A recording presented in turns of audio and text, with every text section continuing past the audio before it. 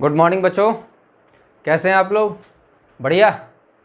चलिए periodic table का lecture number 4 पढ़ते हैं। कल मैंने आप लोगों को मॉडर्न पीरियोडिक टेबल के बारे में बताया था, आधुनिक आवर्त सारणी, उसके कुछ गुणधर्म भी बताए थे, कुछ बच गए हैं, उनकी बारे में बात करते हैं। कल हम लोगों ने S block, P block, D block और एफ ब्लॉक मतलब आधुनिक आवर्त सारणी के चारों खंडों के बारे में जानकारी हासिल कर ली थी। अब इसके कुछ और गुण हैं जिनके बारे में आज मैं आप लोगों को डिस्कस करता हूं। तो चलिए शुरू करते हैं। आवर्त सारणी, तो इसमें जो पहला गुण मैं बताने जा रहा हूं वो है सेतु तत्व। अंग्रेजी में कहते हैं ब्रिज एलिमेंट।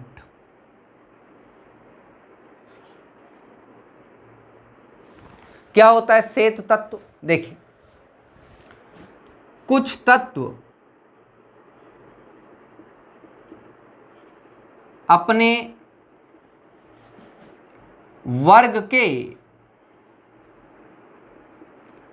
दोनों ही उपवर्गों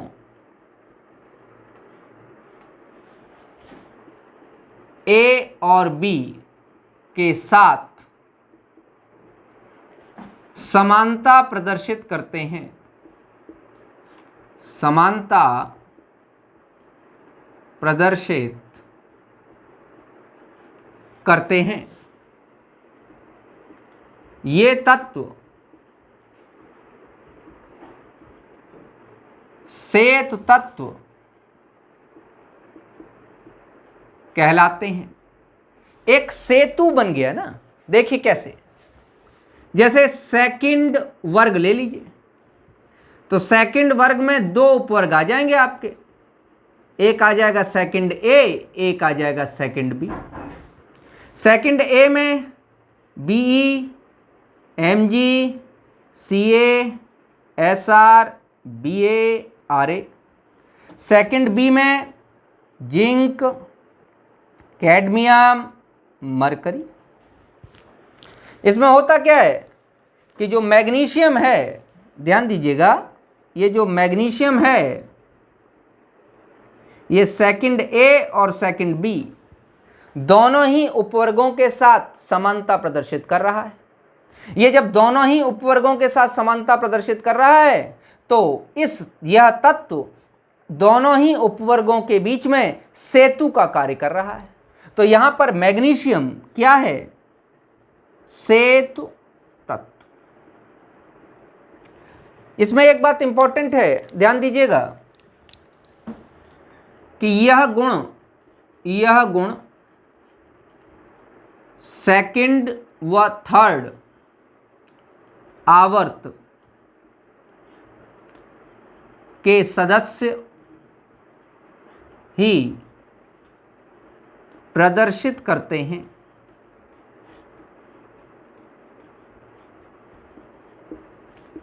द्वितीय और तृतीय आवर्त के सदस्यों में ही ऐसा गुण प्रदर्शित होता है। आप सभी लोग जानते हैं ये थर्ड पीरियड का मेंबर है मैग्नीशियम। ये समानता प्रदर्शित कर रहा है अपने दोनों ही उपवर्गों के साथ। दोनों के साथ कर रहा है तो दोनों के बीच में एक सेतु बना रहा है। इसीलिए इस तत्व को सेतु तत्व या ब्रिज एलिमेंट कहा जाता है। लिखिए,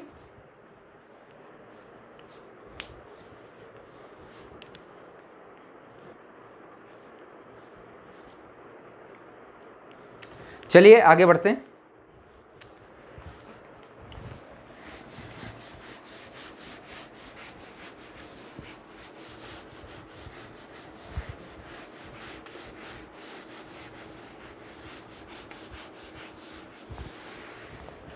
अगला है विकर्ण संबंध।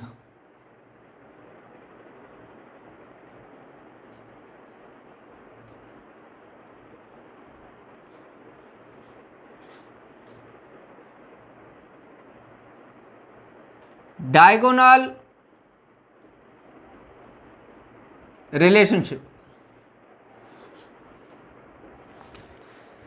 यह गुण भी द्वितीय और तृतीय आवर्त के तत्वों में ही पाया जाता है। देखिए, सेकंड आवर्त के तत्व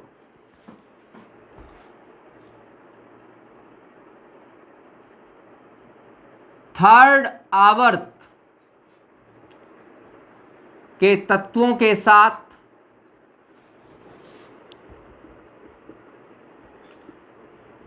जो इनकी विकर्णीय स्थिति पर उपस्थित होता है,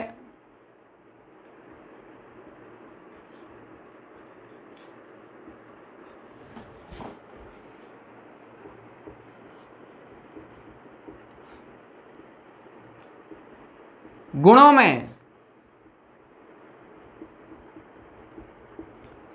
समानता प्रदर्शित करते हैं।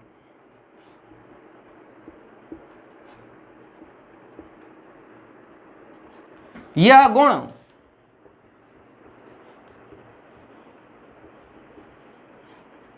विकर्ण संबंध कहलाता है। यह गुण विकर्ण संबंध कहलाता है। देखिए जरा ध्यान से, lithium, beryllium, boron, carbon, nitrogen, oxygen, fluorine, यहां पर sodium, magnesium, aluminium, silicon, phosphorus, sulphur, chlorine. Lithium magnesium के साथ, बेरिलियम एल्युमिनियम के साथ, बोरॉन सिलिकॉन के साथ समानता प्रदर्शित कर रहा है। ध्यान दीजिएगा, ये विकर्णीय स्थिति पर हैं।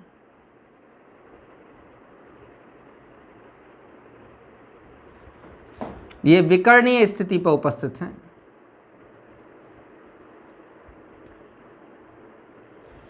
क्या इसके आगे नहीं होगी? नहीं, इसके आगे नहीं दिखाई दी। सिर्फ प्रथम तीन तत्व। तो द्वितीय विकर्ण संबंध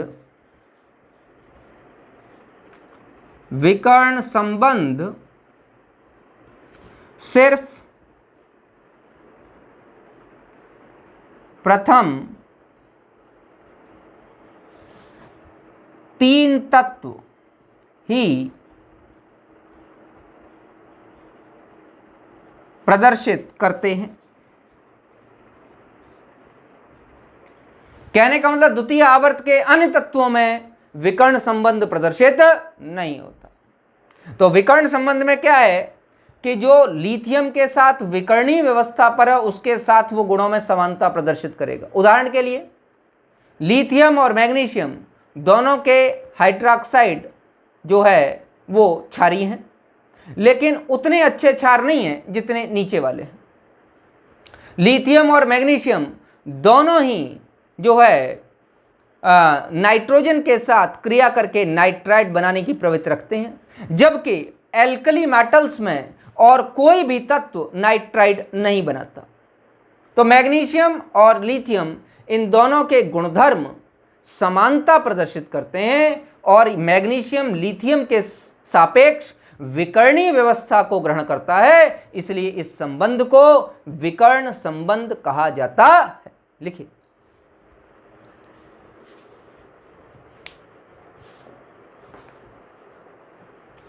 ठीक है भैया। बेटा स्क्रीनशॉट ले लिया कीजिए। ठीक, चलो आगे बताता हूं।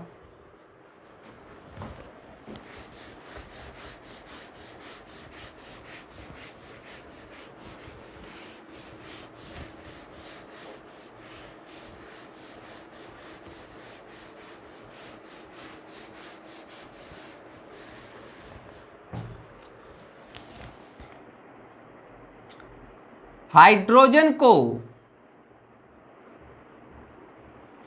वांडरिंग एलिमेंट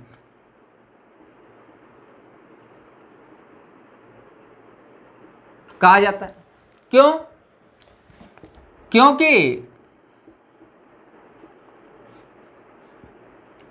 आवर्त सारणी में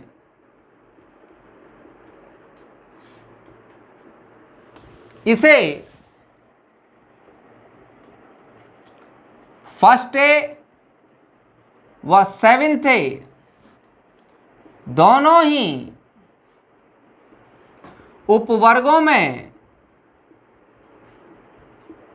स्थान दिया गया है।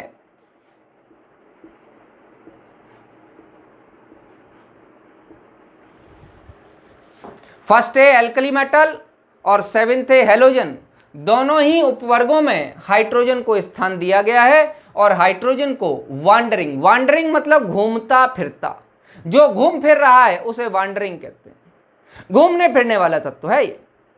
इसका स्थान आवर्त सारणी में निश्चित नहीं है। अगला जर्कोनियम 40 और हॉफनियम 72, ये बेटा 3D श्रेणी का सदस्य है और ये बेटा 4D श्रेणी का सदस्य है।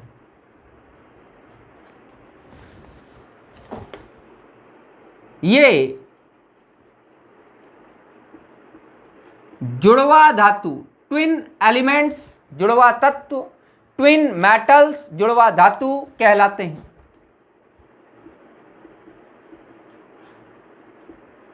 ऐसा क्यों है? देखिए, जर्कोनियम और हॉफनियम कल मैंने डिस्कस किया था, लैंथेनाइड संकुचन के कारण इन दोनों का आकार बिल्कुल एक जैसा है, इसलिए ये मॉर्फोलॉजिकली सेम है, ये एक ही स्थान पर पाए जाते हैं। यही कारण है कि इनको जुड़वा धातुएं कहते हैं। इनका आकार लैंथेनाइड संकुचन कारण लगभग सेम है। अगला डब्लू टंगस्टन का गलनांक सर्वाधिक है, सर्वाधिक होता है, अतः इसे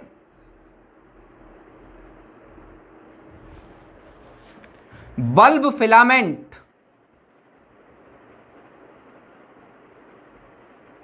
बनाने में प्रयोग किया जाता है।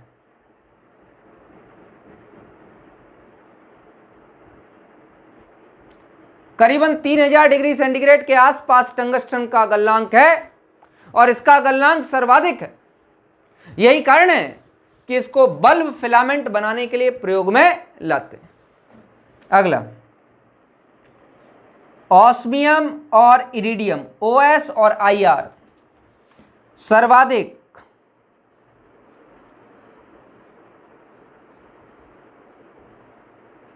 घनत्व वाले तत्व हैं। इनका घनत्व सर्वाधिक होता है। ध्यान रखिएगा, ऑस्मियम का घनत्व 19.61 के आसपास है और इरिडियम का घनत्व 0.67 के आसपास।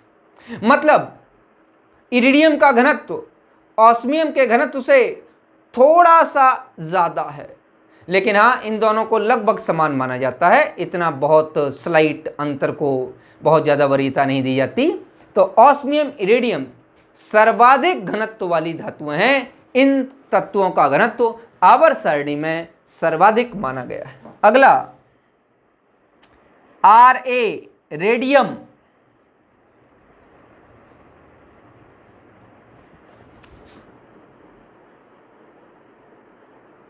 आवर्त सारणी का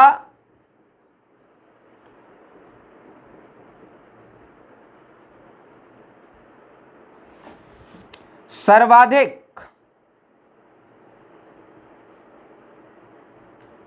रेडियोधर्मी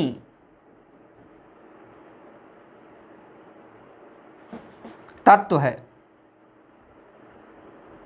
यह करीब 10,000 गुना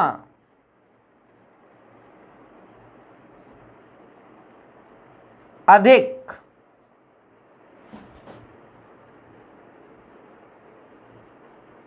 रेडियोधर्मी प्रवृत्ति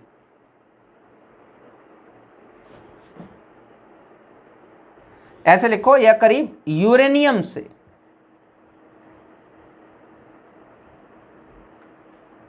यूरेनियम से 10,000 गुना अधिक रेडियोधर्मी प्रवृत्ति प्रदर्शित करता है। मतलब ये यूरेनियम से अधिक रेडियोधर्मी है। इसकी खोज मैडम क्यूरी नाम के वैज्ञानिक ने की थी। मैडम क्यूरी जो है ने 100 किलोग्राम पिच ब्लेंड, बेटा ध्यान रखना, यूरेनियम का एक खनिज है जिसका नाम है पिच ब्लेंड। यूरेनियम के उस खनिज से 100 किलोग्राम खनिज से 0.05 ग्राम उन्होंने रेडियम निकाला। इसके लिए उन्हें नोबेल प्राइज दिया गया। उन्होंने एक तत्व और निकाला था जिसका नाम था पोलोनियम। मैडम क्यूरी और उनके हस्बैंड मिस्टर पियरे क्यूरी ये पोलैंड के रहने वाले थे, तो इन्होंने अपनी मातृभूमि के आधार पर उसका नाम रख दिया पोलोनियम। ये दोनों ही अत्यधिक उपयोगी साबित हुए रेडियो धर्मिता में, रेडियो एक्टिविटी में, और इसीलिए इनको इन खोजों के लिए नोबेल प्राइज भी दिया गया था। लिख लीजिए इसको।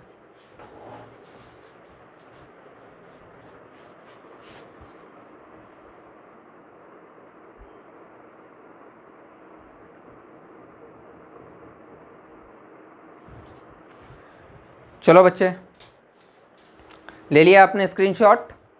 देखो नेक्स्ट,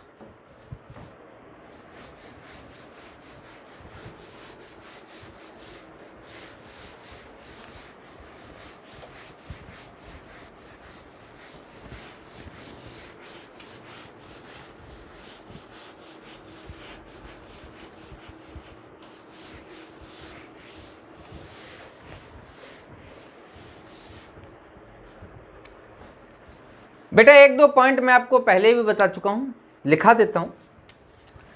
जैसे कि सीजियम सर्वाधिक विद्युत धनात्मक,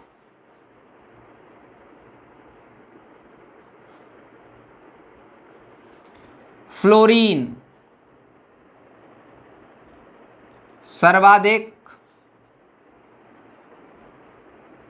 विद्युत ऋणात्मक।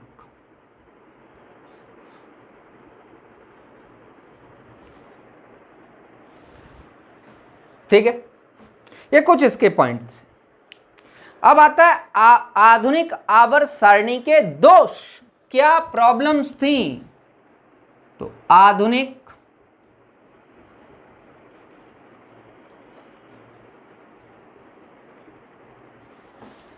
आवर्त सारणी के दोष। मैंने आवर्त सारणी में जगह जगह इसके दोषों की चर्चा की है आप लोगों से। मैं एक एक करके बता रहा हूं, ध्यान से देखिए। नंबर पहला, हाइड्रोजन का स्थान। अभी अभी हम चर्चा कर रहे थे कि हाइड्रोजन को आवर्त सारणी में क्षार धातुओं के ठीक ऊपर फर्स्ट ए उपवर्ग में और हैलोजनों के ठीक ऊपर सेवेंथ ए उपवर्ग में रखा गया है। एक ही तत्व को दो जगह रखा जाना अनुचित है, क्योंकि आवर्त नियम के आधार पर तत्वों के भौतिक व रासायनिक गुण उनके परमाणु क्रमांकों के आवर्ती फलन होते हैं। इसीलिए एक तत्व को दो जगह नहीं रखा जा सकता, क्योंकि आगे बढ़ने पर परमाणु क्रमांक बढ़ना चाहिए। हाइड्रोजन का परमाणु क्रमांक एक ही रहेगा, वो नहीं बढ़ रहा, इसीलिए यह आवर्त सारणी का दोष। नंबर दूसरा,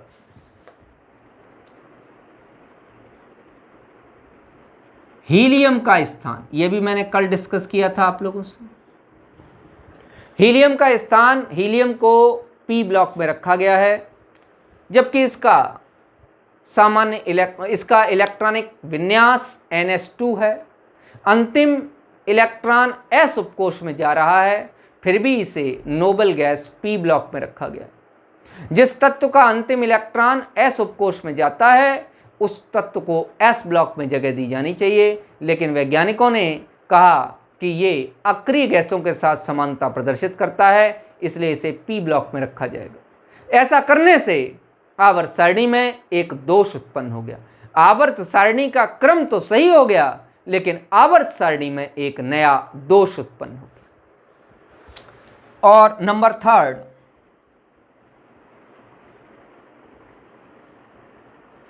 लैंथेनाइड्स और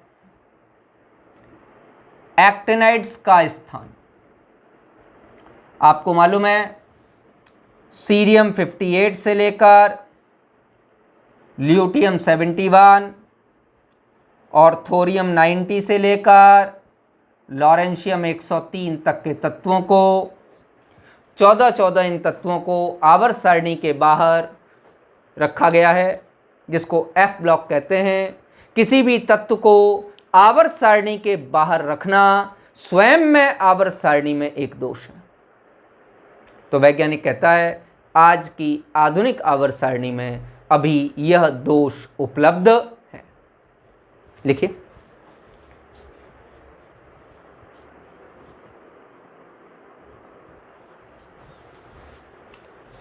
ठीक है। चलिए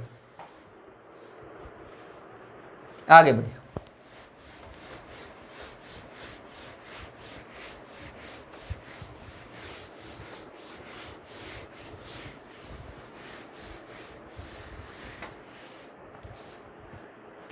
अब हम एक छोटा सा टॉपिक पढ़ेंगे जो IUPAC नामकरण है 100 परमाणु क्रमांक 100 से ज्यादा परमाणु क्रमांक वाले तत्वों का। तो Z ग्रेटर देन 100 वाले तत्वों का IUPAC नामकरण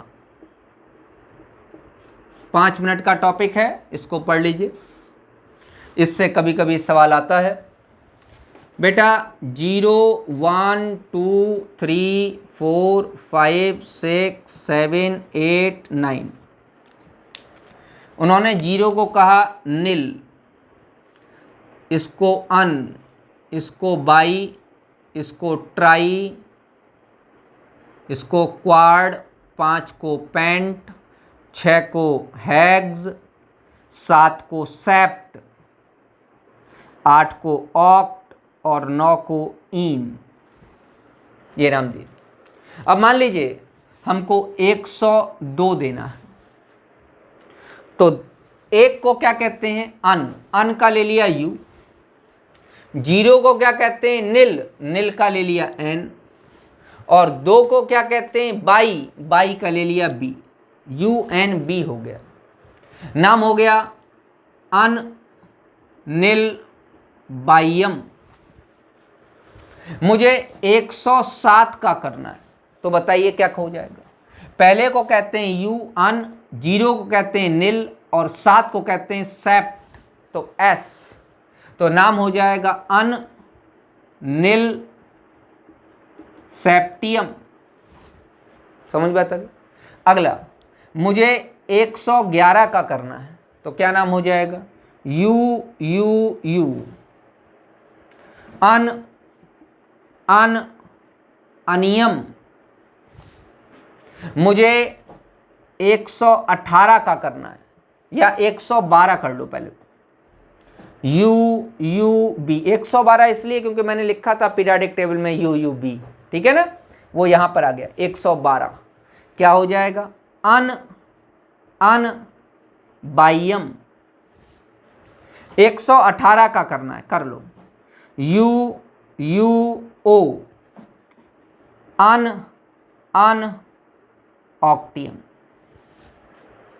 ये जो है IUPAC ने नाम दिए। मैंने आपको कहा था कि आधुनिक आवर्त सारणी में कुछ अमेरिकन सिस्टम के आधार पर भी नाम रखे गए हैं, जो अमेरिकन सिस्टम ने पुराने वैज्ञानिकों के नाम के आधार पर नए तत्वों को नाम दे दिए, जिनमें उसने मेंडलीफियम, सीबॉर्गियम, बोरियम, हानियम, हासियम, इस तरीके के नाम दिए हैं। लेकिन IUPAC ने जो नाम दिए हैं वो ये दिए हैं, और स्पेशलिटी ये है कि IUPAC नाम, बाद बाकी जितने भी तत्व उनके नाम में या तो एक अक्षर है या 2 अक्षर है, लेकिन ये जो IUPAC नाम दिए हैं इनके नाम में 3-3 अक्षर हैं जो ये डिनोट करवा रहे हैं कि अभी इन तत्वों की खोज नहीं हो पाई है या कुछ ही खोजे गए हैं, बहुत सारे तत्व भी अज्ञात भी हैं। तो हम लोग उन तत्वों की खोज में अपना अपना योगदान दें।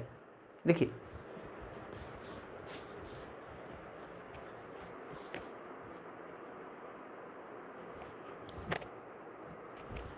नेक्स्ट, देखिए बच्चों,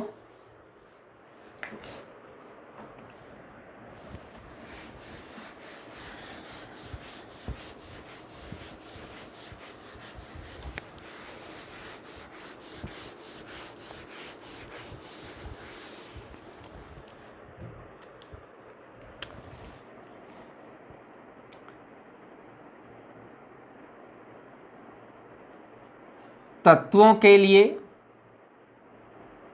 आवर्त तथा वर्ग की पहचान। कोई तत्व दिया गया हो और पूछ लिया गया ये आवर्त सारणी में किस आवर्त और किस वर्ग में है। ध्यान रखिएगा, आवर्त सारणी जिसे याद है वही इनऑर्गेनिक केमिस्ट्री में आगे बढ़िया कर पाएगा। मतलब इनऑर्गेनिक केमिस्ट्री का ब्रह्मा है वो। तो आवर्त सारणी अगर याद नहीं है तो ध्यान रखना मुश्किल हो जाएगी। तो आवर्त सारणी हमेशा याद रखनी है। या तो परमाणु क्रमांक दे देगा या इलेक्ट्रॉनिक विन्यास दे देगा और आपसे ये पूछेगा कि तत्व का आवर्त सारणी में स्थान बताइए। स्थान का मतलब आवर्त बताइए और वर्ग बताइए। चलिए बातचीत करते हैं। पहला आवर्त, आवर्त बराबर वैल्यू ऑफ n। n मतलब मुख्य क्वांटम संख्या, मुख्य क्वांटम संख्या। जो स्मॉल n का मान है वही आवर्त का भी मान होगा। अंतिम कोश में n का मान उठा लीजिए, वही उसके आवर्त का मान होगा। अच्छा, वर्ग निकालना हो तो इसके लिए 2-3 नियम हैं। पहला, यदि तत्व S खंड में उपस्थित है तो हो सकता है 1s1 कॉन्फ़िगरेशन हो तो वो फर्स्ट ए का है, सॉरी ns1, और ns2 कॉन्फ़िगरेशन हो तो वो सेकंड ए का है। कैसे पहचानेंगे कि वो S खंड का तत्व है? कल मैंने पहचान करने का तरीका बताया था कि इसका सामान्य इलेक्ट्रॉनिक विन्यास ns1 या ns2 होता है। नंबर सेकंड पॉइंट, देखो कलर चेंज कर लेता हूं। नंबर दूसरा पॉइंट, यदि तत्व P खंड में उपस्थित है तो वर्ग बराबर 10 plus ns plus np electron. ns और np में जो इलेक्ट्रॉन है उसमें 10 का योग कर दो, आपको P खंड में उपस्थित तत्व के वर्ग के बारे में जानकारी हो जाएगी। चलिए नंबर तीसरा, यदि तत्व D खंड में उपस्थित है तो वर्ग निकालने के लिए n-1d plus ns electron. n-1d और ns में जो इलेक्ट्रॉन है उनका योग कर दीजिए, आपको वर्ग प्राप्त हो जाएगा। अच्छा, चौथा, फोर्थ पॉइंट, यदि तत्व F खंड में उपस्थित है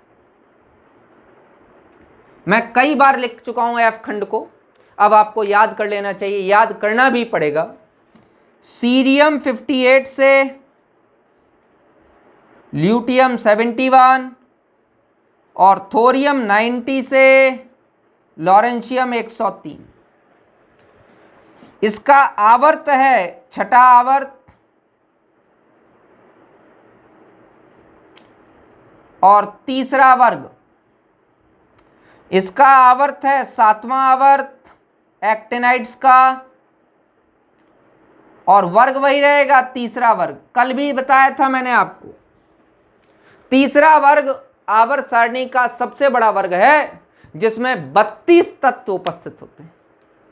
यह आवर्त सारणी का सबसे बड़ा वर्ग है जिसमें कि 32 तत्व आपके उपस्थित होते हैं। ध्यान रहेगा क्या आप लोगों को?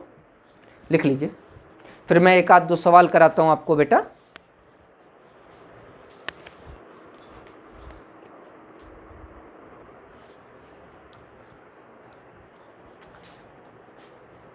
मेरे हिसाब से स्क्रीनशॉट ले लिया होगा इसका आप लोगों ने। चलिए कुछ क्वेश्चंस करते हैं।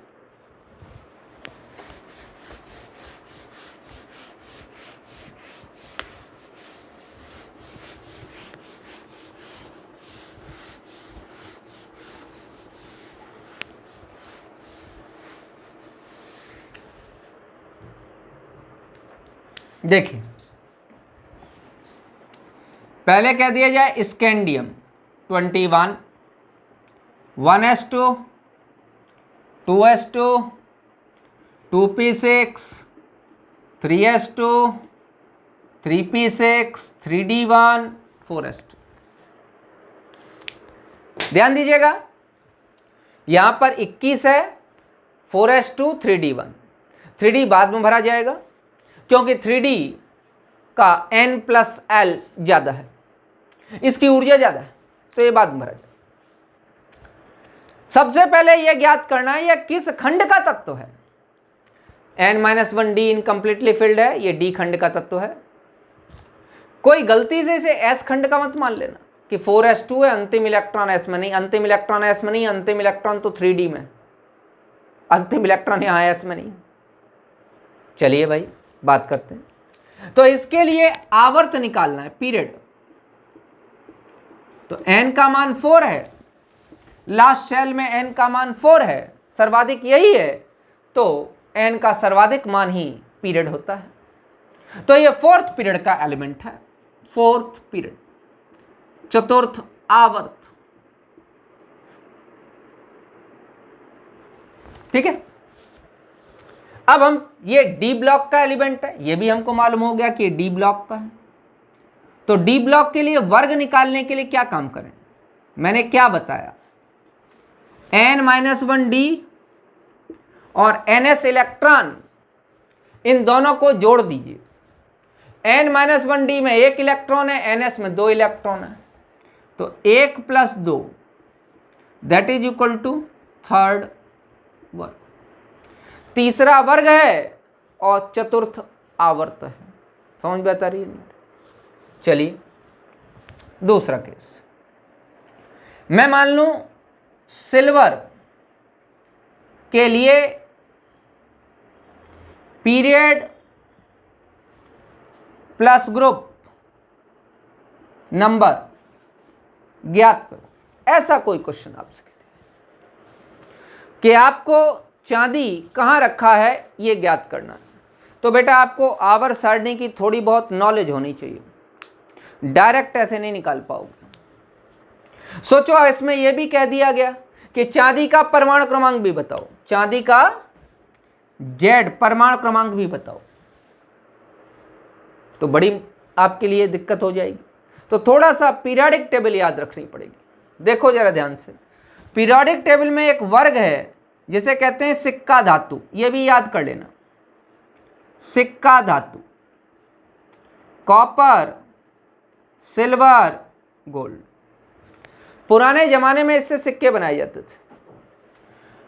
कॉपर 3D सीरीज का एलिमेंट है, स्कैंडियम 21 से जिंक 30, यट्रियम 39 से कैडमियम 48, और लैंथेनियम 57 और हॉफनियम 72 से मरकरी 80।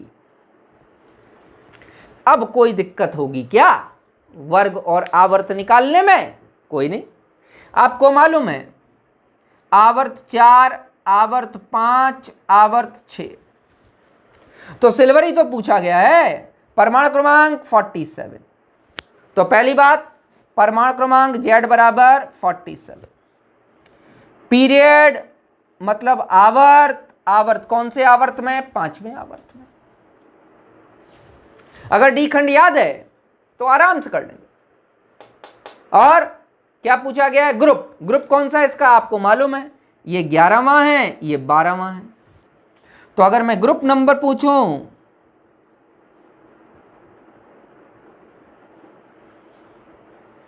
तो ग्रुप नंबर इसका कितना हो जाएगा बच्चों? 11। तो आपको या तो ऐसे प्रश्न दिए जा सकते हैं या ऐसे। एक प्रश्न और, मान लो आपसे कह दे कि यूरेनियम 92 ज्ञात कीजिए, क्या पीरियड ज्ञात करो और ग्रुप ज्ञात करो।